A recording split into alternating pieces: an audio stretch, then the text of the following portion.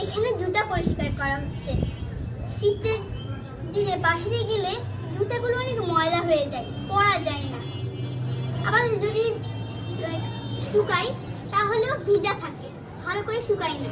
তাই আমি একটা বুদ্ধি বের করেছি, আপনারা মনোযোগ দিয়ে আমার বুদ্ধিটা দেখেন। প্রথমে আপনারা একটু হুইল নিয়ে একটা পাত্রে রেখে দিবেন।